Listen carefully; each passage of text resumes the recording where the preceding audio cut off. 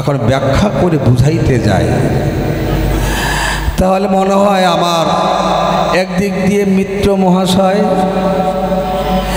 একদিকে আমার সহশিল্পী, একদিকে ভক্ত, একদিকে ভগবান, তাই না? তোমার কালো অঙ্গ বাঁকা শিরে ময়ূরের পাখা ধরা চূড়া মোহনবাসী কোথায় লুকালি, তুই কেন গৌর হলি? তুই কথাটা কাকে বলা যায়? কি বাবা, তুই কথাটা কাকে বলা যায়? বয়সের বড় হলো বলা যায়, কিরে তুই কি করছিস রে, তাই কিনা? আর যদি বলি আপনি কি করছেন, মানে আপনি কথাটা বহু দূর, আর তুই কথাটা বা তুমি কথাটা আপনজন, তুই কথাটা নিকটে।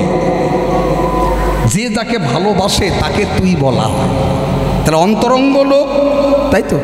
প্রমাণ দিয়ে গেছে তিনি হচ্ছেন ভগবান শ্রীকৃষ্ণের শ্রীদাম সখা, তাই তো? তাহলে শ্রীদাম সখা হয়ে কৃষ্ণকে বলছে তুই কেন গৌর হলি, কি ঠেকা পড়েছে তোর গৌর হওয়া?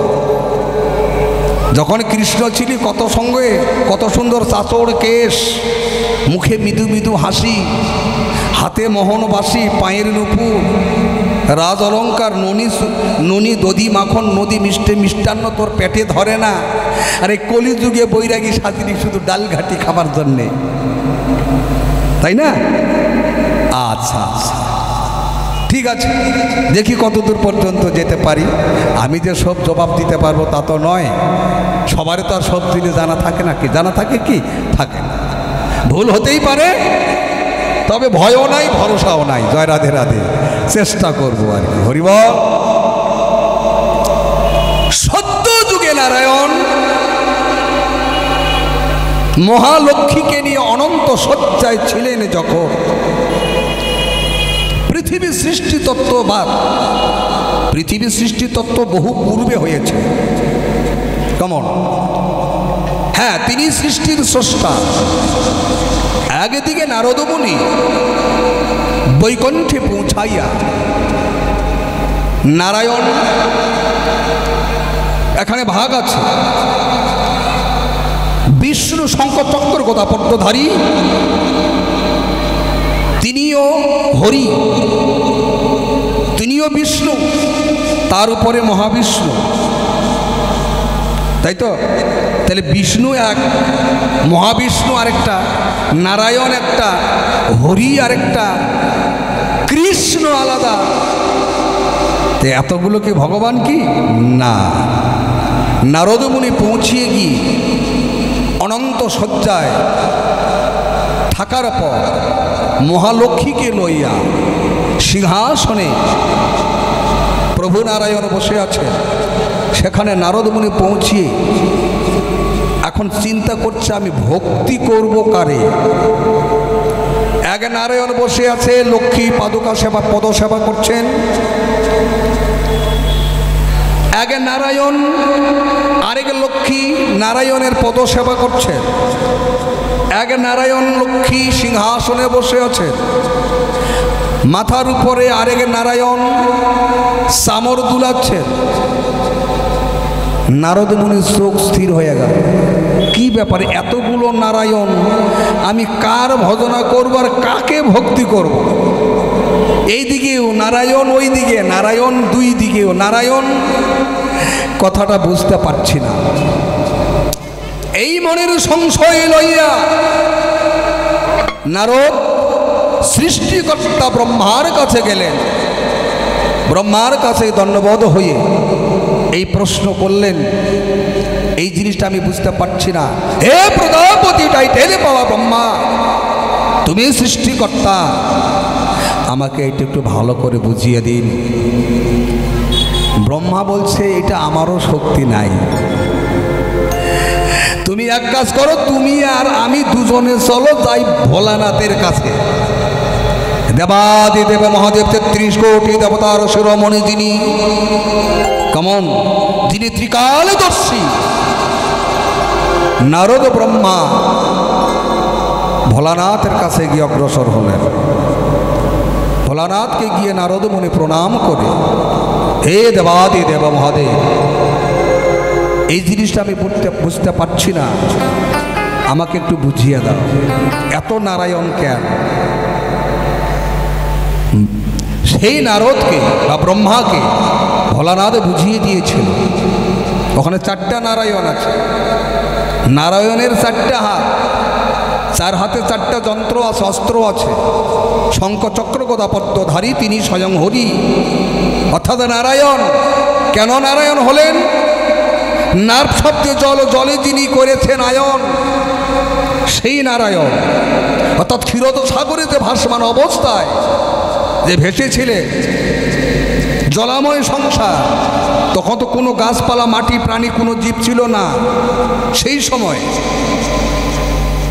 মানে সত্যযুগের শেষে তিনি যে 4টা হাত, 4টা নারায়ণ দেখালো, তুমি যে দেখতে পেলে একটাও মিথ্যা নয়।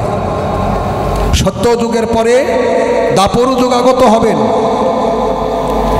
দাপর যুগে হবে কৃষ্ণ অবতার। একই অংশের থেকে অংশ কলা বিলাস মূর্তি, এক নারায়ণ।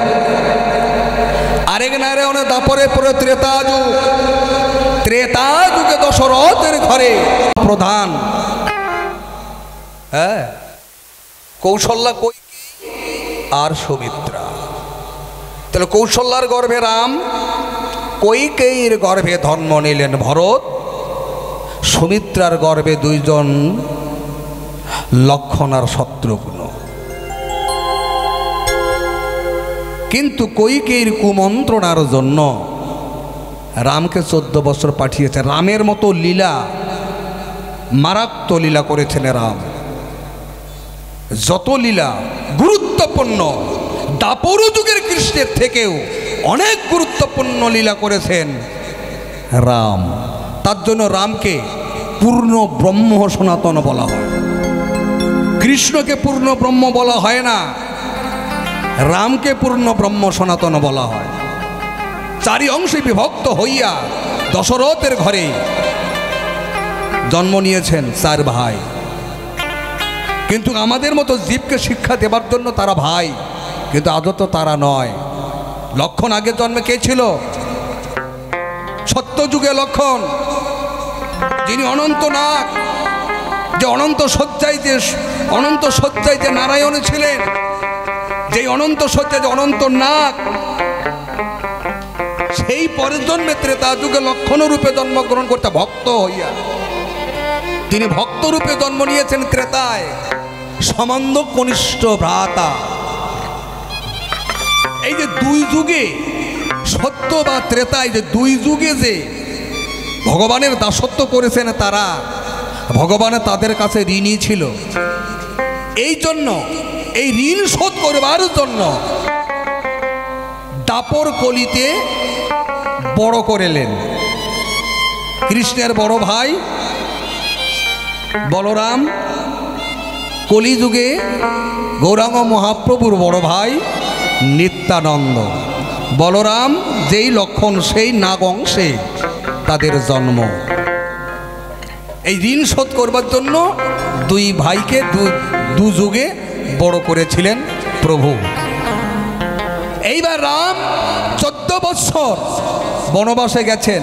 বনবাস থেকে ঘুরে আসার পরে অযোধ্যাতে আবারও যখন আসলেন, আসার পরে নিজের মায়ের সঙ্গে দেখা না করে আগে বিমাতার সঙ্গে দেখা করতে গেলেন। অর্থাৎ সৎমাকে, তাকে সৎ বলে মেনেছিল।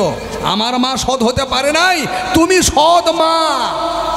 রামচন্দ্র ডাইরেক্ট গিয়ে কথা বলেছিল যে এতদিন ভেবেছিলাম মাগো, আমার মায়ের থেকে তোমাকে বেশি ভালোবাসতাম মা, আমি জানতাম যে তুমি সৎ, আমার মা তো সৎ হতে পারে নাই। কিন্তু আজ থেকে বুঝলাম তুমি সৎ হতে পারো নাই। সৎ হতে আজীবন লাগে। একটা মানুষ সৎ হতে গেলে আজীবন জনম জনম চলে যাবে, তবু সৎ থাকা মুশকিল আছে। অসৎ হতে কোনো টাইম লাগে না। আজ থেকে তোমাকে আমি অভিশাপ করলাম, একটা বাবা যদি দ্বিতীয় বিয়ে করে তাকে সদমা বলে ডাকবে না, সংসারের মরে তাকে বিমাতা বলে আখ্যা দেওয়া হবে। রামচন্দ্রের অভিশাপে বাবা আরেকটা বিয়ে করলে তাকে সদমা বলে না, তাকে বিমাতা বলে। উত্তরে দিয়েছিল, তোমার বনবাসে আমি যাওয়াতে আমি খুব আনন্দিত মা। কৈকেয়ীকে এসে রামচন্দ্র পরপর 5 বার ভক্তি করেছিলেন। তার মা বলছে, ওরে রাম, তোকে আমি 14 বছর বনবাসে পাঠিয়েছি, কত কষ্ট দিয়েছি বাবা। তুই এসে তোর মায়ের সঙ্গে দেখা না করে তুই আমার সঙ্গে এসে আমার কাছে দেখা করে তুই 5 বার পরপর 5 বার ভক্তি করলি কেন? বলে, হ্যাঁ মা, 5 বার ভক্তি করার মানে আছে। কেন ভক্তি করেছি? আমি যে কত আনন্দ পেয়েছি মাগো। তুমি যদি বনবাসে না পাঠাতে আমি আর এইসব কর্ম করতে পারতাম না। আমার যে ভক্তরা যে পড়েছিল, আমি না গেলে তারা উদ্ধার পেত না। নিতাই গৌর হরিবল হরি।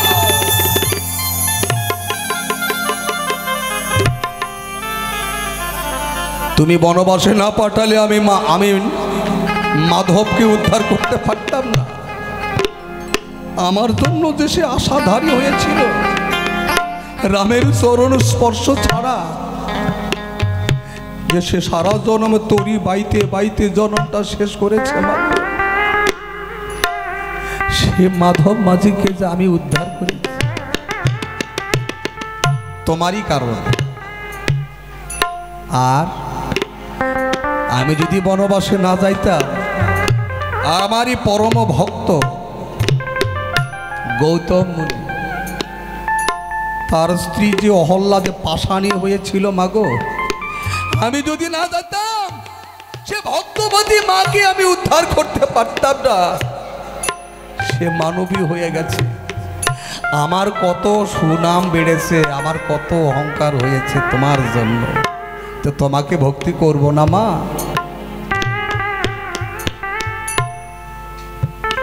আমার পরম ভক্ত, আমার সত্য যুগে আমার দ্বারের দ্বারে ছিল জয়ার বিজয়। যে জয়ার বিজয় আমার দ্বারের দ্বারে ছিল, আমারই গুরু সনদ ঋষির অভিশাপে তাকে রাক্ষস কুলে জন্ম নিতে হয়েছে। তুমি আমাকে বনবাসে না পাঠাইলে সীতা চুরি হতো না।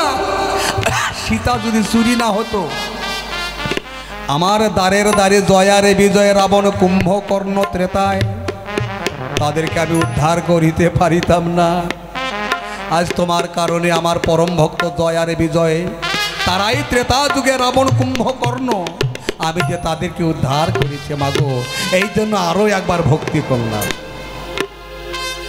হ্যাঁ, ব্যাপারটা হচ্ছে এইসব তত্ত্ব ভাঙতে বহুটাই। এবার গানটা ধরি, তার জবাবটার মধ্যে যাই। এসব জবাব হচ্ছে রাধে রাধে।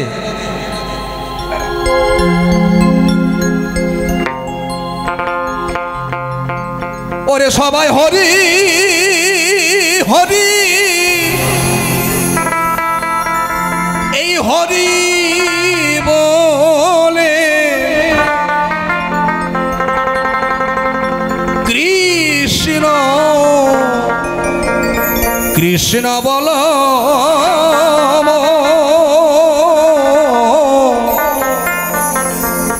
কে বুঝিতে পারে লীলা শ্রী মধুসূদন।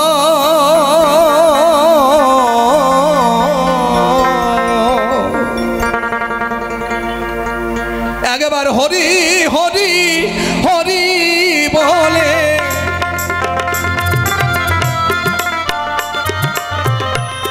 হরি হরি হরি বলে কৃষ্ণ বলম,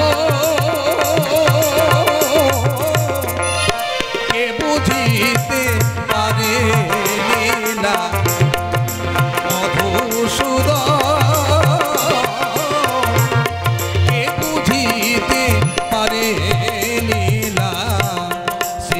মধুসূদন শ্রী মধুসূদন শ্রী মধুসূদন।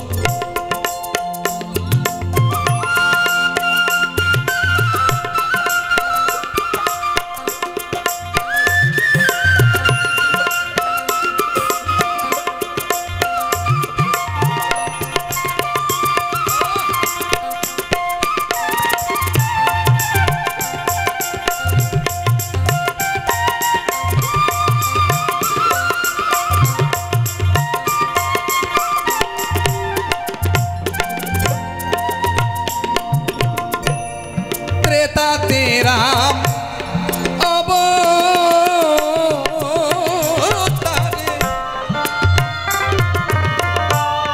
বাদিলে সাগর গাছপা ধরে ত্রেতাতে রাম অবতারে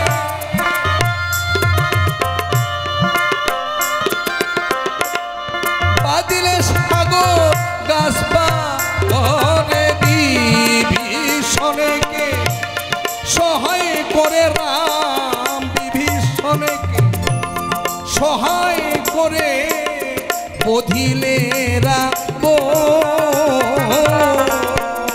বুঝিতে পারে লীলা শ্রী মধুসূদনকে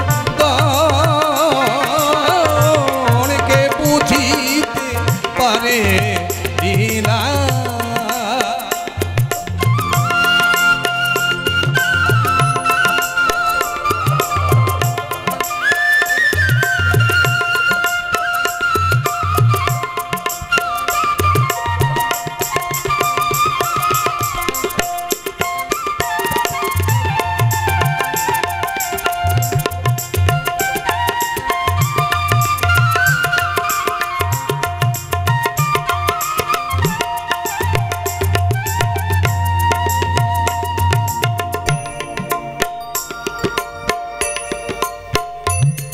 রাম রূপে না দেওয়া পর্যন্ত তো কংস বধ হতো না,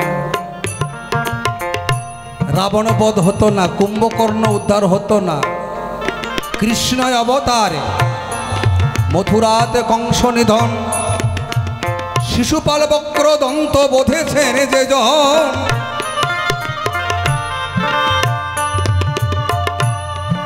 তারপরে শ্রী বৃন্দাবনে ওরে ধেনু চড়াও বনে বনে। এইবার আসি তার প্রশ্নের উত্তরে। তারপর যুগে বৃন্দাবনে দ্বারকায় বাল্যলীলায় বাল্যকালে গোপাল বেশে ভগবান শ্রীকৃষ্ণ দ্বাদশ রাখাল নবলক্ষ ধেনু অর্থাৎ নবলক্ষ গাভী প্রত্যেক দিনই গোষ্ঠী লীলায় গোঠে যেতেন। কিন্তু গিয়ে প্রত্যেক দিন নব নব বিনোদ বিনোদ খেলা খেলায়। এই কথা মিথ্যা নয়, ও নিজেও বলেছে আজ বিনোদ খেলায় মত্ত হয়ে যাব। কৃষ্ণ লুকাইলে রাখালেরা খুঁজে নিয়ে আসে, তাই তো? সেদিন পাতা নিয়ে এসে লুকোচুরি খেলা। তোমার এই জায়গা থেকে কথাটা ধরলাম, উপরে গেলাম না। আচ্ছা এবার বলুন, এখানে আছে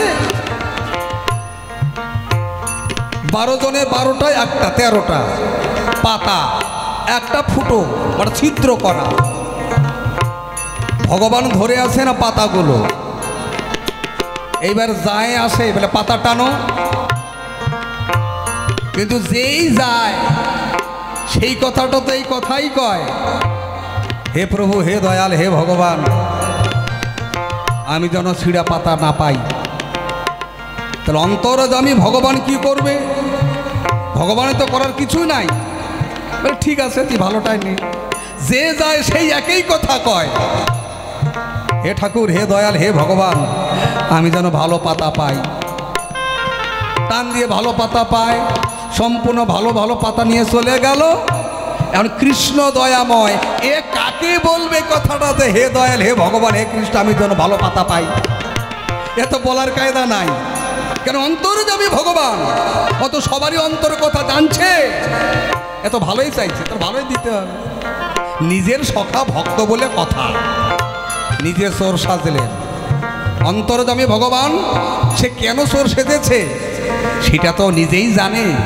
আমি তো আজকে চোর সাজবই, না হলে তো পূর্বজন্মের কথাটা ফলবে না। আচ্ছা, কে কি বলল পরের কথা। শ্রীদাম বারবার এই কথাটা বলেছিল, আমি এমনভাবে এমন জায়গায় লুকিয়ে যাব কৃষ্ণ যেন আমাকে খুঁজে না পায়। হরিবল হরিবল। তাহলে ভক্তের মনোবাঞ্ছা পূর্ণ করাই ভগবানের কাম।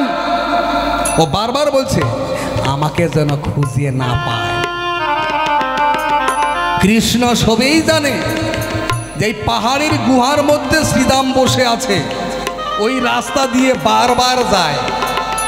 কানাই ইচ্ছে করলে তাকে বার করতে পারে, কিন্তু করবে না। কেন? একদিকে বারবার বলেছে আমাকে যেন খুঁজে না পায় কানাই, আমি এইটুকুই চাই। তো তুই নিজে চাইছিস আমাকে যেন খুঁজে বার কর, না যেন পারে, না যেন খুঁজে পায়। আমি পাইয়াও পাই নাই, আমি দেখিয়াও দেখি নাই, মনে করে কানাই তোমাকে ওখান থেকে খুঁজে বাহির করে নাই। এইবার বরঞ্চ কি করেছে, তোমার যে সুরঙ্গের যে মুখটা, বিশাল ধরনের একটা পাথর ভগবান তার মধ্যে চাপা দিয়ে চলে গেছে। তুমি তো আর একদিন ছিলে না।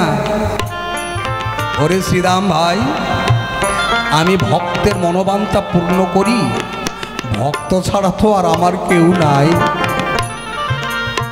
ভক্তই আমার মাতা পিতা, ভক্তই আমার গুরু, ভক্তই যে নামে রেখেছে আমার বাঞ্ছা কল্পতরু।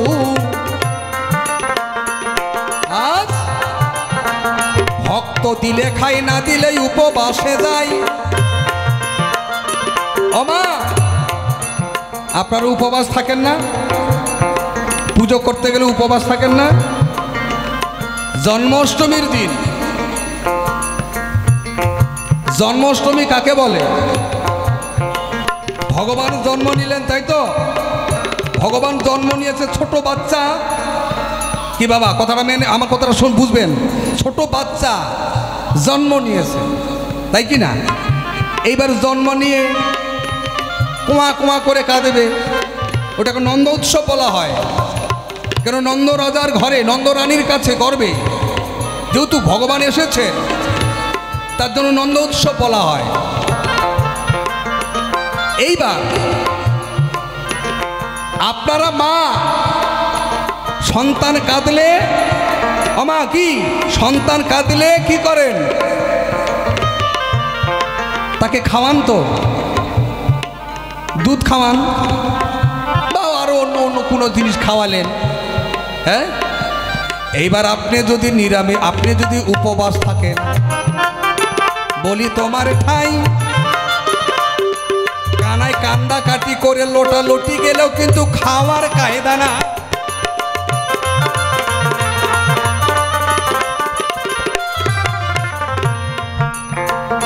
এই কানাই যে তোমার ভিতরে আছে জানে সর্বজন।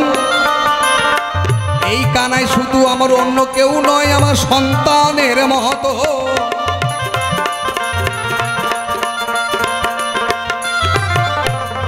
উপবাস থাকা মানে আমি কিছুই খাবো না, আমি কিছুই খাবো না, উপবাস। তাহলে আমি যদি না খাই তাহলে আমার সন্তানও খাবে না, সেও তো না খাই আছে। আমি দিলে তো খাবে, আমি না দিলে পাবে কোথায়? কি বা কথা কব, একটু অন্তরে অন্তরে সবাই ভাবো। হ্যাঁ, ভগবান এই কথা বলে নাই সারা জনম তুই না খাইয়া উপাস থাকিয়া তুই আমার পুজো কর। নিজে পবিত্র থাকলে, আমার মন যদি ঠিক থাকে, আমি যদি নিরামিষ থাকি, আমি নিরামিষে বুঝি। কেমন? আমি ভক্তে ভগবানের পিছনে উপরে যদি আমার ভক্তি থাকে, ওকে আমি যা দেব তাই খাবে। উপবাস শব্দের অর্থটা জানতে হবে। আমার কথাটা কোন জায়গায় বললাম একটু চিন্তা করো। এইবার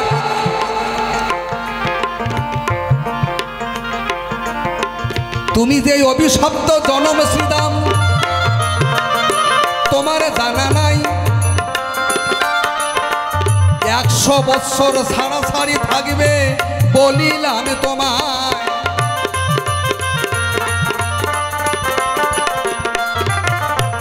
ওই পাহাড়ের গুহার মধ্যে শ্রীরাম 100 বৎসর ছিল, 1-2 দিন ছিল না, 100 বৎসর। কেন?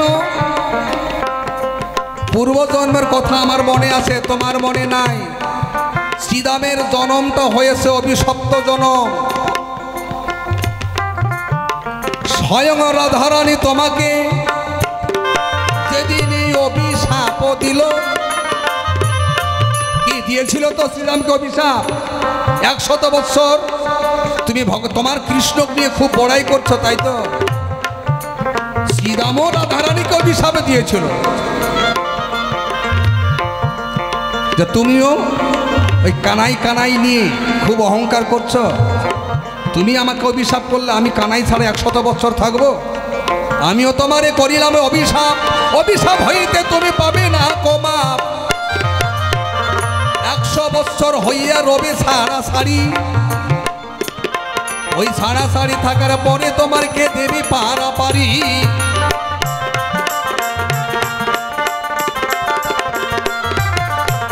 ক্রোধান্বিত হয়ে রাধা শ্রীরামকে অভিশাপ দিল, এই কারণে দাপর লীলায় সেই ভাবনায় হলো।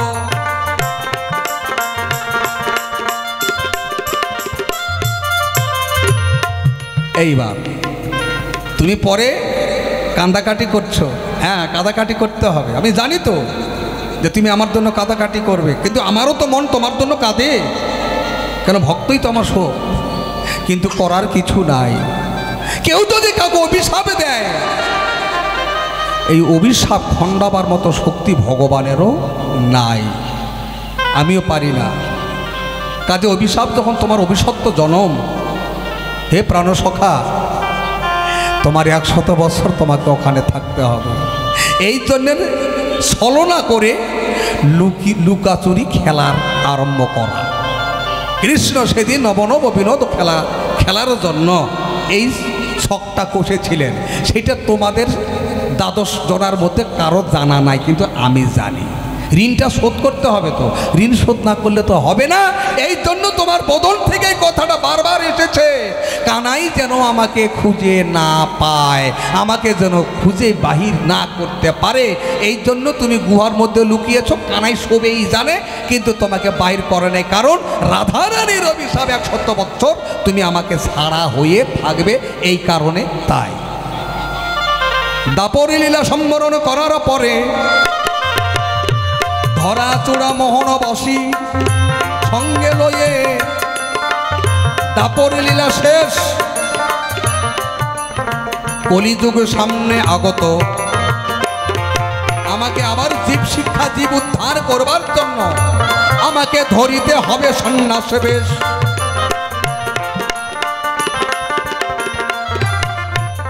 সন্ন্যাসের মধ্যে ভাগ আছে, সন্ন্যাসের মধ্যে কিন্তু ভাগ আছে বাবা। আপনারা আমরা সবাই সন্ন্যাস। সেটা কি? আমরা হচ্ছে গৃহ সন্ন্যাস। 6 রকমের সন্ন্যাস আছে বলে যেতে চাই তোমার ঠাই।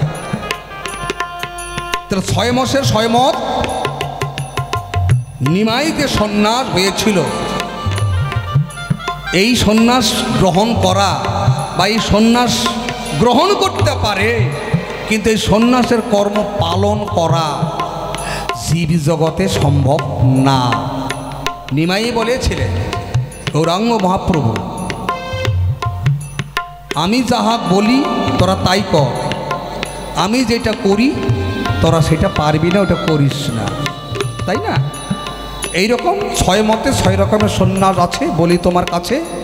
এই জন্য নিমাই জীব শিক্ষার নিমিত্তের জন্য অষ্ট অলঙ্কার সম্পূর্ণ শেষ করে দিয়ে বর্জন করে দিয়ে কেমন রাধারানীর কাছে গিয়ে রাধারানীকে বলেছিল, তাই তোমার কাছে আমি 3টা জিনিস ভিক্ষা চাই। তুমি ছাড়া জীব শিক্ষা করার মতো আমার কোনো কায়দা নাই। কেমন আমি নদিয়া নবদ্বীপে সচিমায়ের ঘরে যাব, কিন্তু আমি একা তো নাম বিলাইতে পারবো না, তোমার আমার শক্তির প্রয়োজন। হ্যাঁ, তার জন্য রাধারানীর কাছে ভাবক্রান্তি বিলাস লইয়া নিমাই নদিয়াতে এলো। কেমন গৌরবর্ণ অর্থাৎ কালো কৃষ্ণ বর্ণটা ভিতরে অন্তরে রেখে ভাবক্রান্তি অর্থাৎ বিলাস ক্রান্তি আমার গৌরাঙ্গ মহাপ্রভুর উপরে লেপন করেছেন, তো শক্তিকে উপরে রেখেছে, কৃষ্ণ কালো ভিতরে। এই জন্য মাথার চুল অহংকারী জিনিস, সন্ন্যাসে নিতে গেলে শরীরের মধ্যে যেন কোনো অহংকারী জিনিস থাকে না। দাপর লীলে কৃষ্ণের গোটা শরীরটা ছিল সোনায় ভর্তি, তাই তো, সোনার মুকুট, সোনার নূপুর। তা সোনার মধ্যে আছে কলি, সোনার মধ্যে আছে অহংকার ভর্তি। কেন আমি অহংকারকে বর্জন করেছি, তিনি যুগে করেছি আমি অস্ত্র ধারণ, কলি যুগে করেছি আমি অস্ত্রকে বর্জন।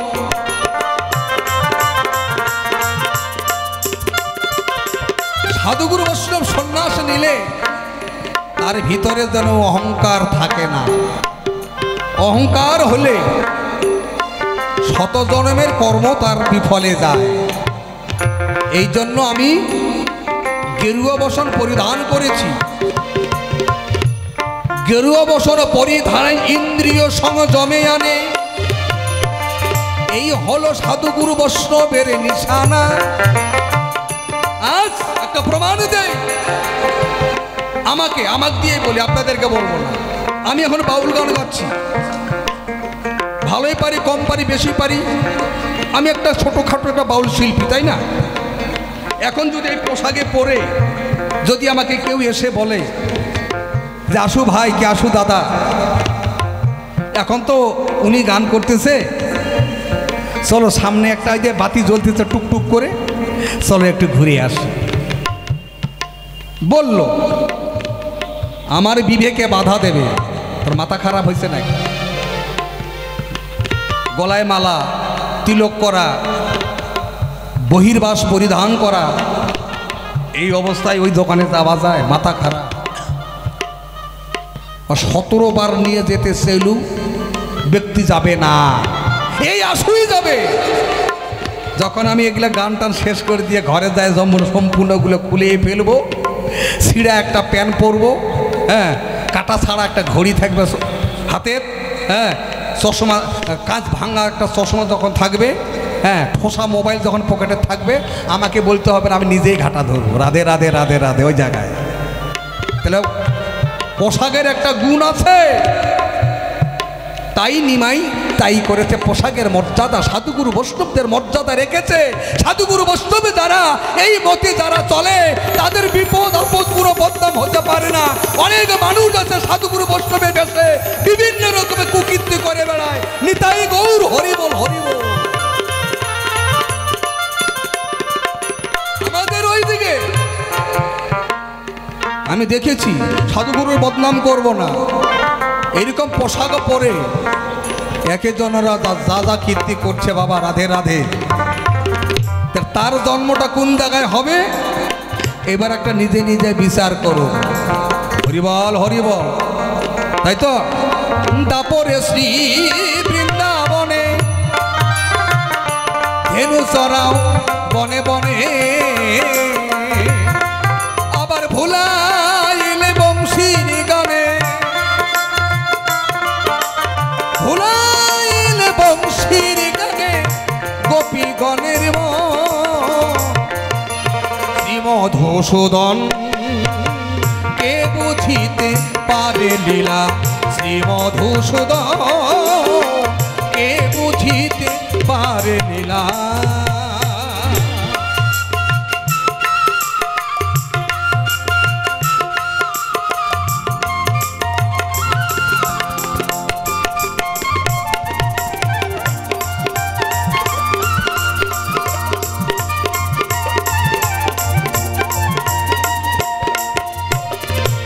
কলিতে গৌরঙ্গ হইয়া হয়ে নাম বিলাইলেন দারে দারে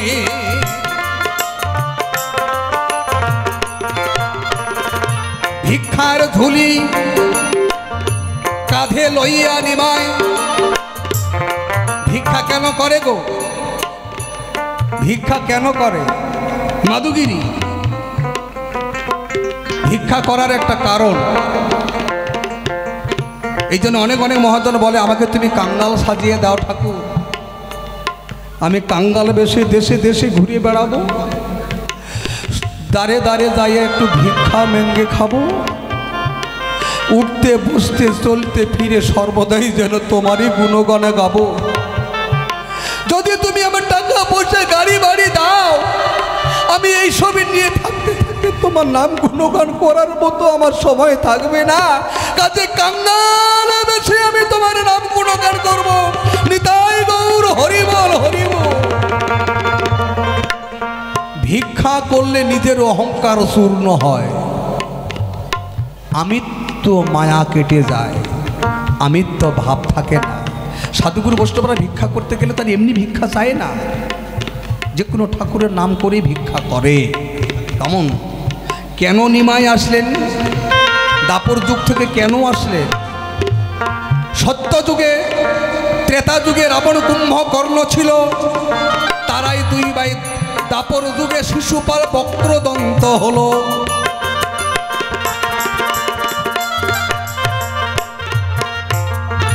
কলি যুগে জগাই আরে মাথায় যেহেতু আমি তাকে প্রতিশ্রুতি দিয়েছি যে তোমাকে আমি 4 জন্মে উদ্ধার করব এই যে ভগবান কথা দিয়েছে সত্য যুগে তোমাকে 4 জন্মে আমি মুক্তি দেব এই জন্য তারা এই যে জগাই আর মাধাই এরা কে আমার পরম ভক্ত জয়ারে বিজয় এদেরকে কথা দিয়েছিলাম তাই শোনো প্রাণসখা তার জন্য আমার নদীয়াতে আসা ভক্তের মনোবাঞ্ছা পূর্ণ করবার জন্য আমাকে এই রূপ ধরিয়ে আসতে হয়েছে কাজে অহংকার চূর্ণ করার জন্যই ধরাচূড়া মোহনবাসে সব পরিত্যাগ করেছি কিন্তু কাউকে রেখে আসি নাই ব্রতের রস যত ছিল সবাইকে নদিয়ায় এলো হ্যাঁ কেউ কাউকে রেখে আসি নাই সবাইকে পাঠিয়ে দিয়েছি নিমাই এসেছে পরে হ্যাঁ নিমাই এসেছেন পরে এই যে নিমাই আসার পরে কি করলেন খোল করতাল পারিষদ গণনিয়া সংকীর্তনের দল বার করলেন হ্যাঁ এই তো তার ওখান থেকে মৃদঙ্গ যন্ত্র তৈরি করলেন তাকে বলা হয় খোল নুপুর হইলেন করতাল কাউকে তো রেখে আসি নাই এই জন্য শোনো ভক্ত আমি সবাইকে নদীয়াতে নিয়ে এসেছি এই তো তোমার কথার জবাব কথাই মিটে গেল দেখি শ্রীদাম এসে এবার কিবা কথা বলে ভালো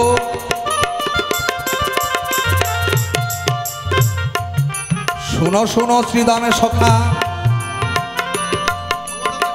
আমি তোমায় কিছু বলে যাই তুমি আমাকে কেমন করে চিনতে পেরেছো একটু বলিবে সভায় তুমি শ্রীদাম তুমি মুরারি গুপ্তকে তুমি পরে দেখতে পেয়েছো দাপর লীলে দেখা হয়েছে রাম ভক্ত হনুমান সেই হনুমান পরে কলিযুগে এসে যে মুরারিগুপ্ত যে হলো, এইবার তুমি হলে শ্রীরাম এসে হয়েছে কলিযুগে, যার নাম অবিরাম পণ্ডিত। দাপর যুগের মানুষ 7.5 হাত লম্বা ছিল। তুমি যখন কলিযুগে আসলে তুমি 7.5 হাতেই ছিলে। তোমাকে দেখে কলিযুগের মানুষ, ছেলে মেয়ে বাচ্চা কাচ্চারা দৌড় দিয়ে ভয়ে পালাইতো। তুমি কেমন করে আমার পরিচয় পেলে? তোমার 7.5 হাত মানুষ থেকে তুমি কেমন করে 3.5 হাত হলে? তুমি আমাকে চিনতে পারলে কি করে? এর সঙ্গে তো দেখা তোমার পরে। এই কথাটা বলো আগে।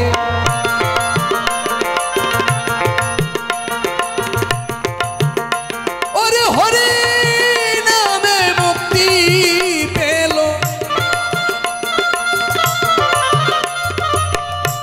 হরিনাম হরিনাম হরিনামে মুক্তি পেল।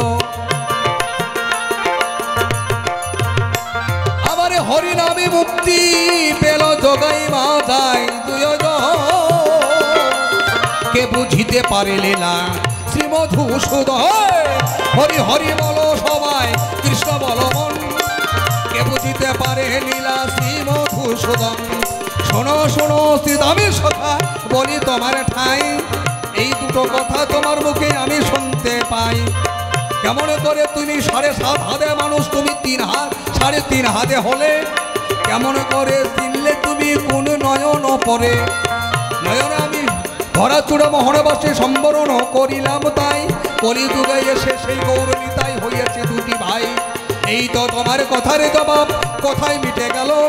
ভক্তবৃন্দ প্রেমানন্দে সবাই 2 বাহু তুলে হরি হরি বল, নিতাই গৌর প্রেমানন্দে হরি হরি হরি।